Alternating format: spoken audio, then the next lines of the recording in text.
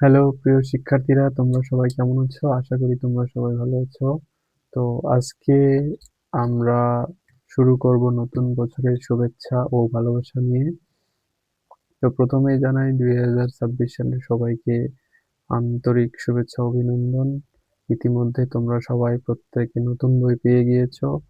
তো আমরা আর কালক্ষেপণ না করে আমাদের পড়াশোনার প্রতি আবার মনোযোগ ফিরিয়ে নিয়ে আসি। আমরা সেই আবার পড়ার টেবিলে ফিরে যাই। তো সেই উদ্দেশ্যে আমাদের পড়াশোনা শুরু করি।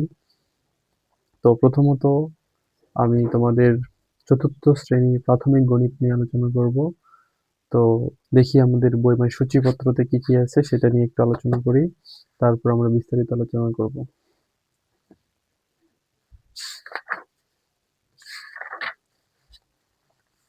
তো প্রথমত প্রথম অধ্যায় মানে আমরা সূচিপত্রটা নিয়ে একটু আলোচনা করি। প্রথম অধ্যায় যে মানে সূচিপত্র আছে সেটাতে তোমরা লক্ষ্য করো, 1 নম্বর অধ্যায় সংখ্যা ও স্থানীয় মান। তোমাদের পড়াশোনাগুলো এমনভাবে করতে হবে যেন তোমাদের এই সূচিপত্র দেখে যেন মনে পড়ে তুমি এই বইয়ের মধ্যে কি কি পড়ছো, কি কি জানছো এবং কি কি শিখতে পারছো। তো প্রথম অধ্যায়ে আছে সংখ্যা ও স্থানীয় মান। আমরা এই দুইটার বেসিক আগে আমরা জেনে নেব যে সংখ্যা কি এবং স্থানীয় মানটা কি।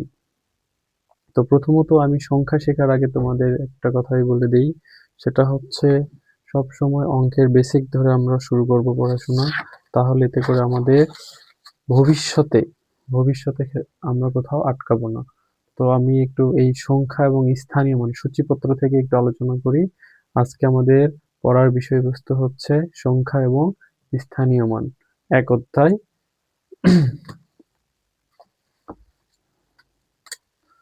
তো প্রথমে আমি কিছু এই সূচিপত্র থেকে কিছু আলোচনা করি। তো প্রথমত আমরা সংখ্যা পেতে গেলে আমাদের কি দরকার? প্রথমে আমাদের অঙ্ক লাগবে। কি লাগবে?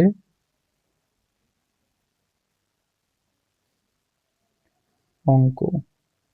অঙ্ক আসলে কি আমরা কি জানি? অঙ্ক কি? অঙ্ক কি আমরা জানি? যদি অঙ্ক কি না জানি তাহলে কিন্তু হবে না। এই জন্য আমাদের কি জানতে হবে? অঙ্ক কি এটা আমাদেরকে আগে সর্বপ্রথম আগে জানতে হবে যে অঙ্কটা আসলে কি। আমরা জানি 0 থেকে 9 পর্যন্ত এগুলোকে কি বলি? অঙ্কও বলা হয়, আবার সংখ্যাও বলা হয়। অঙ্ক, সংখ্যা, অঙ্ক, সংখ্যা। তাহলে 0 থেকে 9 পর্যন্ত মধ্যে কি কি থাকে? 0, 1, 2, 3, 4, 5, 6, 7, 8, 9। প্রত্যেকটা হচ্ছে কি? অঙ্ক। প্রত্যেকটা কি? অঙ্ক। এবং এগুলোকে অঙ্ক বলতেছি এবং সংখ্যাও বলতেছি।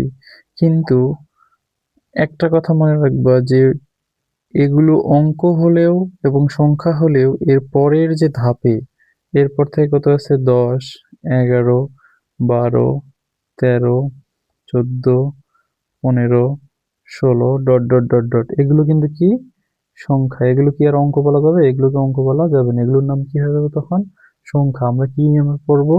সংখ্যা। কিন্তু এগুলোকে আবার মানে সংখ্যা মানে গঠিত হচ্ছে কি নিয়ে? অঙ্ক নিয়ে সংখ্যা গঠিত হচ্ছে। তাহলে এই যে এখানে 10, এই 10 সংখ্যাটা যে এখানে গঠিত হয়েছে, এর সঙ্গে কি কি কোন কোন অঙ্ক মিলে এখানে আসলে এই 10 সংখ্যাটা গঠিত হয়েছে? দেখো, এখানে 1, এখানে 1 এসেছে এবং এখান থেকে একটা অঙ্ক নিয়েছি 0। এই 1 এবং 0 এই দুইটি অঙ্ক মিলে কি হয়েছে আমাদের? 10 একটি সংখ্যা মানে 2 অঙ্ক বিশিষ্ট একটি সংখ্যা হয়েছে। কি হয়েছে? 2 অঙ্ক বিশিষ্ট সংখ্যা। একইভাবে এখানে 1 এবং 1 মানে 11, 1 10 1 11 মানে এটা হচ্ছে, এটাও 2 অঙ্ক বিশিষ্ট সংখ্যা। তাহলে এরপরে যদি আমরা লিখি এরকম, যদি 100 লিখি তাহলে এটা কত হবে? 3 অঙ্ক বিশিষ্ট সংখ্যা। এটার নাম কি হবে? 3 অঙ্ক বিশিষ্ট সংখ্যা। 3 অঙ্ক বিশিষ্ট সংখ্যা। এরপরে যদি আমরা এরকম লিখি যে কেউ বলতেছে আমি এটা লিখবো স্যার, এটা তাহলে এটার নাম কি দেবো? এটা কত অঙ্ক বিশিষ্ট? 4 অঙ্ক বিশিষ্ট সংখ্যা। 4 অঙ্ক বিশিষ্ট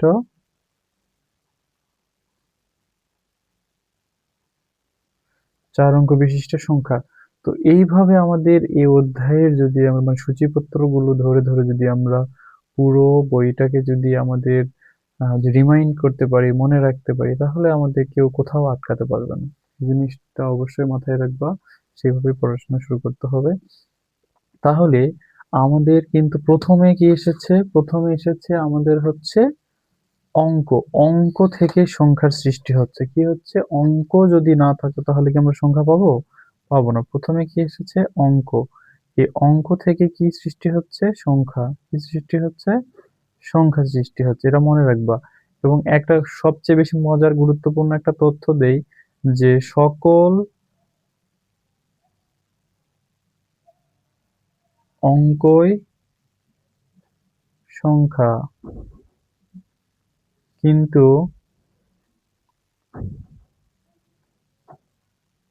সকল সংখ্যা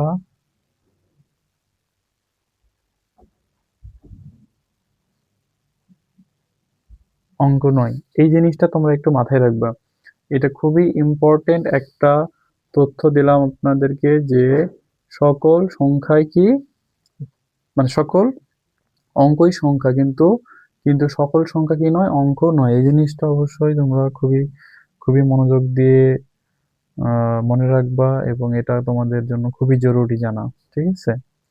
তো আমরা একটু তাহলে এই মানে সংখ্যা এবং অঙ্কের মধ্যে বিষয়টা বুঝতে পেরেছি আমরা। আর এগুলোর মধ্যে একটা কথা, আরেকটা তথ্য আমি দিয়েই দিই, সেটা হচ্ছে শূন্য। শূন্য একটি কি, শূন্য একটি হচ্ছে একমাত্র সাহায্যকারী অঙ্ক। শূন্য কি, শূন্য একটি সাহায্যকারী অঙ্ক,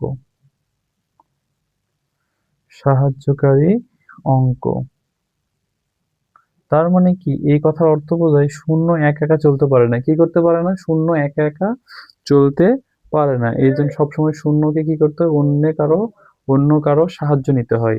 কিন্তু বাকি যতগুলো আছে ১ থেকে ৯ পর্যন্ত, এগুলোকে বলা হয় কি অঙ্ক, সার্থক অঙ্ক। কি বলা হয়, সার্থক অঙ্ক। মানে এগুলো একা একা কি করতে পারে, চলতে পারে। একা একা কি করতে পারে, চলতে পারে। এরা অন্য কারো সাহায্য ছাড়াই কিন্তু একা একা দিব্যি চলতে পারে। কিন্তু শূন্য একমাত্র কি সাহায্যকারী অঙ্ক, যে অন্যের সাহায্য ছাড়া চলতে পারে না। আচ্ছা, এর সঙ্গে আরেকটা ইনফরমেশন আছে, বা তথ্যটা খুবই জরুরি তোমাদের জন্য, সেটা হচ্ছে বৃহত্তম অঙ্ক এবং ক্ষুদ্রতম অঙ্ক, যেটা তোমাদের বারবার পরীক্ষায় আসে। বৃহত্তম অঙ্ক, বৃহত্তম অঙ্ক কি, বৃহত্তম অঙ্ক কোনটি, বৃহত্তম অঙ্ক হচ্ছে ৯। বৃহত্তম অঙ্ক কি, ৯। আর ক্ষুদ্রতম অঙ্কটি কোনটি, ক্ষুদ্রতম অঙ্ক, ক্ষুদ্রতম অঙ্ক হচ্ছে ১। তাহলে কি বললাম, বৃহত্তম অঙ্ক কত, ৯। আর আর যদি বলি আমি ক্ষুদ্রতম অঙ্ক কোনটি, তাহলে হচ্ছে ১। এই বিষয়টা খুবই খুবই মনোযোগ দিয়ে আপনারা মনে রাখবেন বাবা, কারণ এইটুকু হচ্ছে সংখ্যার হচ্ছে বেসিক এইটা। তাহলে দেখেন আপনার অধ্যায়ে কিন্তু মানে সংখ্যা অধ্যায়ে কিন্তু এত কিছু বলা নাই, কিন্তু আপনাকে শিখতে হবে। যদি আপনি এগুলো না শিখেন, না শিখে যদি অঙ্ক করতে যান, তাহলে আপনাকে অনেক অনেক মানে সমস্যায় পড়তে হতে পারে, এবং আপনি আসলে সঠিকভাবে যে মানে গণিত শেখাটা, সেটা আপনার শেখা হবে না। তো মানে সংখ্যা নিয়ে এই আলোচনা। তো এরপরের যে ধাপে আমাদের আরেকটা কথা বলেছে কি, স্থানীয় মান। আমরা কিন্তু এখনো কিন্তু বইয়ে কিন্তু পৃষ্ঠা কিন্তু আমরা শুরু করি নাই, কিন্তু এই সূচিপত্র দেখে আমরা এই অধ্যায়ের কি আছে সবকিছু বেসিক নলেজটা আমরা ধরতে পারলাম। এরপরে কি আছে, স্থানীয় মান। স্থানীয় মানটা খুবই গুরুত্বপূর্ণ একটা ইনফরমেশন, মানে আমাদের গণিতের জন্য সেটা হচ্ছে স্থানীয় মান।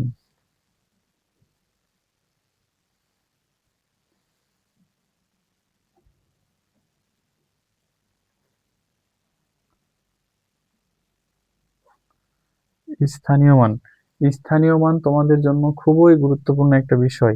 স্থানীয় মানটা কোনগুলোকে আমরা বলি, যে প্রত্যেকটা সংখ্যার স্থানকে বোঝায়, তাদের মানে তাদেরকে অবস্থাকে বোঝায়। যেমন আমরা যদি একটা সংখ্যা লিখি, এখানে আমি একটা সংখ্যা লিখলাম,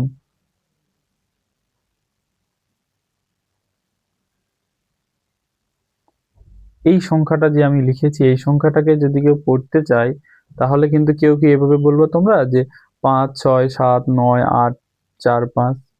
কারণ এখানে কিন্তু আমি কি করছি, কোনো কিন্তু কোনো কিছু ব্যবহার করি নাই। কমার ব্যবহার না করার ফলে তোমাকে যদি বলা হয় এগুলোর প্রত্যেকটি এই সংখ্যাটিকে পড়ো, তাহলে এই সংখ্যাটিকে যদি পড়তে চাও তাহলে অবশ্যই তোমাকে কি করতে হবে, স্থানীয় মান কোন দিক থেকে তোমাকে গণনা করতে হবে, স্থানীয় মান সব সময় ডান দিক থেকে বাম দিকে কি করতে হয়, গণনা করতে হয়। কোন দিক থেকে? তার মানে ডান দিক থেকে বাম দিকে কি করতে হয়, গণনা করতে হয়, বাম থেকে ডানে গণনা করতে হয়। তাহলে কোন দিকে যাব আমরা? এই দিকে যাব। তাহলে এটা হচ্ছে ডান থেকে বামে। আর যদি বলে আমাদের যখন পড়বো তখন কোন দিকে যাব? পড়ার সময় আমরা কি করব? বাম থেকে ডানে যাব। তাহলে যখন আমরা মানে গণনা করার সময় হচ্ছে ডান থেকে বামে যাব, এবং যখন আমরা পড়বো তখন কোথায় যাব? বাম থেকে ডানে যাব। তাহলে যদি আমি এটাকে পড়ি তাহলে এটার নাম কি? একক, দশক, শতক, হাজার, অযুত, লক্ষ, নিযুত। আমরা কিন্তু প্রত্যেকটি স্থানীয় মানের যে নামগুলো তোমরা ইতিমধ্যে ক্লাস 3 তে 2 থেকে বা 1 থেকে মানে শেখানো হয়, এগুলো তোমরা মানে শিখে এসেছো আমি আশা করছি। তো এই জন্য আমি আর ওগুলো নিয়ে অনেক মানে একদম বিস্তারিত আলোচনা করতেছি না, একদম সরাসরি অঙ্কের মধ্যে চলে যাচ্ছি। তাহলে এটার নাম কি? একক, এটার নাম দশক, এটার নাম শতক, এটার নাম হাজার, এটার নাম অযুত, এটার নাম লক্ষ, এটা হচ্ছে নিযুত। তাহলে একক, দশক, শতক, হাজার, অযুত, লক্ষ, নিযুত। এরপরে কি আছে? কোটি। ঠিক আছে? তো আমরা ওই পর্যন্ত এখন কোনো সংখ্যা আসেনি। তাহলে এই সংখ্যাটাকে কিন্তু আমরা কি করব? ডান দিক থেকে বাম দিকে পড়লাম, কিন্তু যখন মানে গণনা করলাম, কিন্তু যখন আমরা মানে বলবো তখন কি বলবো? তাহলে কত? একক, দশক, শতক, হাজার, অযুত, লক্ষ, নিযুত। তাহলে কত লক্ষ বলো? 56 লক্ষ। কত লক্ষ? 56 লক্ষ ৭৯,০০০, ৭৯,৮৪৫। এটা হচ্ছে সংখ্যাটাকে যখন আমরা কি করব? পড়ব তখন। ঠিক আছে? তো এটার যদি স্থানীয় মান আমি আরেকবার বললাম, স্থানীয় মান কোন দিক থেকে আমরা গণনা করব? অবশ্যই ডান দিক থেকে বাম দিকে আমরা গণনা করব। আর যখন পড়ব তখন পড়ার সময় কোন দিক থেকে? বাম থেকে ডান দিকে আমরা পড়ব। তাহলে এই সংখ্যাটারই যদি আমরা একটু স্থানীয় মান নির্ণয় করি তাহলে কেমন হবে?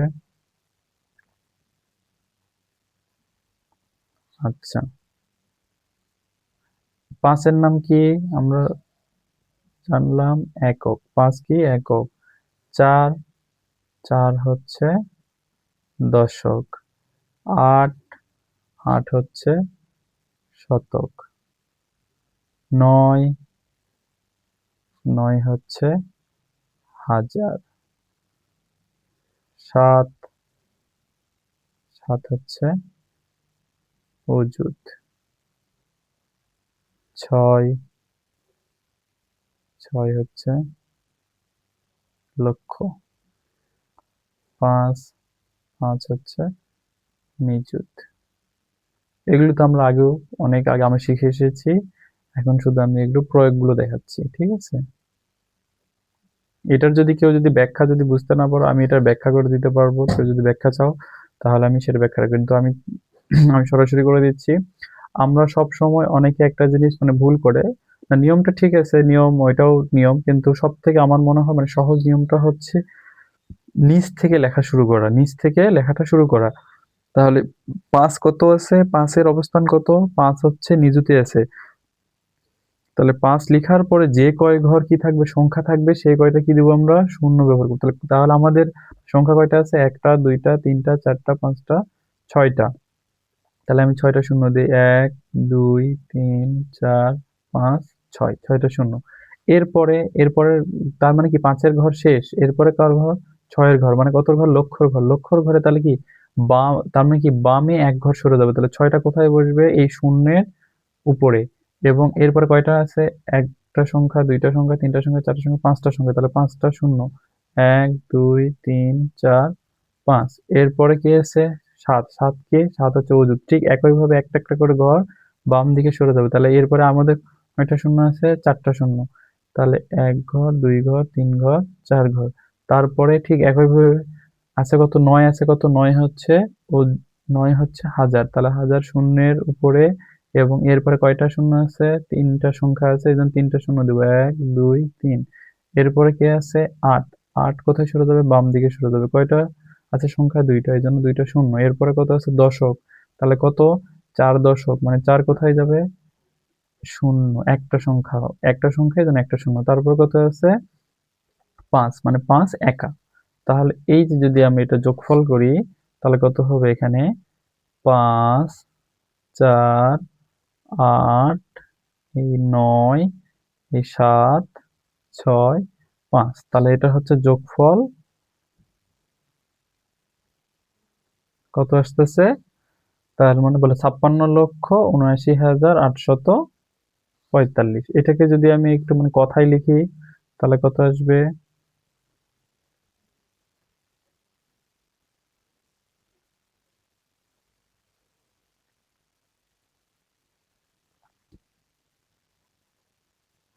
56,79,845।